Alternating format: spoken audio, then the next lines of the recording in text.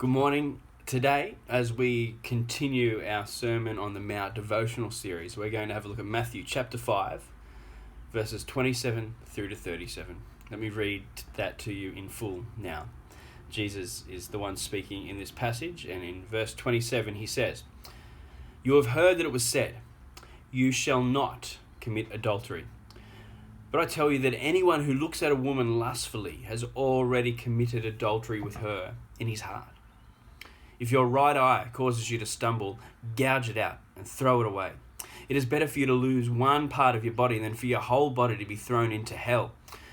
And if your right hand causes you to stumble, cut it off and throw it away.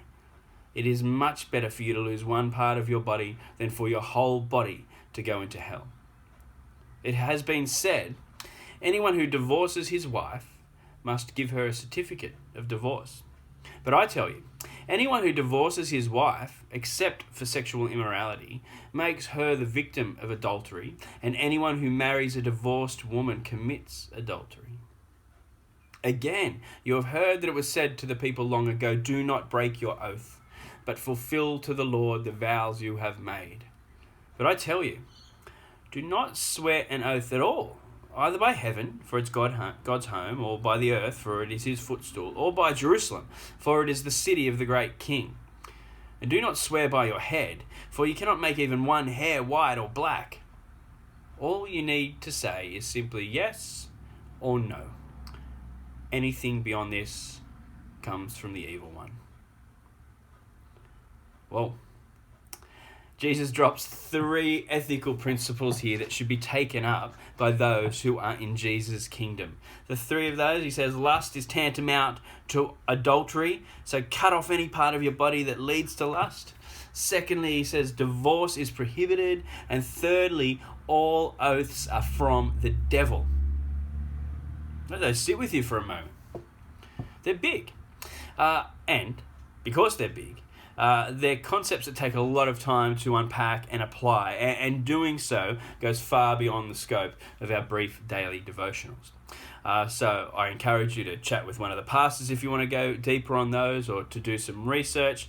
But instead today, what I want to do as we look at these 3 big calls, I want to show you the 2 kingdom principles that undergird the huge statements in today's texts.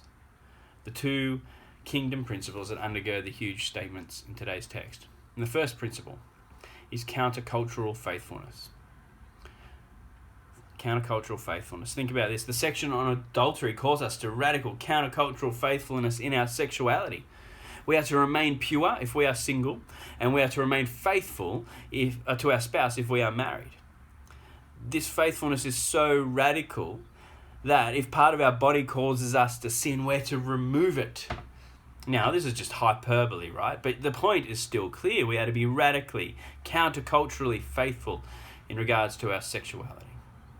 The section on divorce calls us to countercultural faithfulness in marriage, doesn't it? Marriage is a covenant, and even when the world's view of marriage has diminished, Jesus calls his people to be countercultural and to do everything in their power to uphold the marriage bond. And then the section on oaths calls us to countercultural faithfulness in our words. We are to speak truth and only truth. There are to be no varying degrees of commitment, only yes or no. We are called to countercultural faithfulness. We're also called to radical integrity. It's all well and good to appear faithful and righteous, but Jesus here is telling us that it's actually a matter of the heart.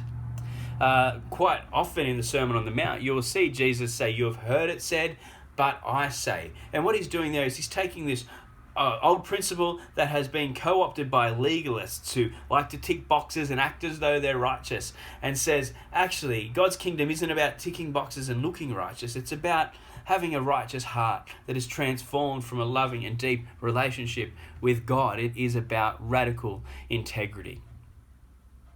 Radical integrity. It's not about avoiding the act of adultery, but the attitude that causes it. Lust. It's not just about keeping oaths, but actually being a person of integrity who doesn't even need to make oaths because your word is your bond. Countercultural faithfulness. radical integrity. These are the two principles of Christian life that our actions and our deeds and our day-to-day living must be based on, according to the Sermon on the Mount. But as we read the Sermon on the Mount, it's easy to become daunted by these expectations, or even to slide into some sort of legalism, thinking that we need to accomplish these things to be accepted by God. But we know the gospel of grace, and we know that it tells us not to fear. Jesus is speaking these words as a reminder of the outworking of a disciple's salvation, not a prerequisite to it. Because we know that even when we are unfaithful, even when we lose integrity, it's actually not our faithfulness that counts for our salvation or our acceptance, but Christ's.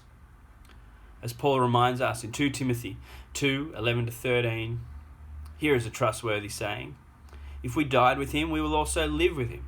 If we endure, we will also reign with him. If we disown him, he will also disown us. If we are faithless, he remains faithful, for he cannot disown himself. If we are included in Christ, he is faithless to us. He cannot deny, cannot disown himself. So today, go in peace, in countercultural faithfulness and radical integrity, knowing that you are secure and included in Christ.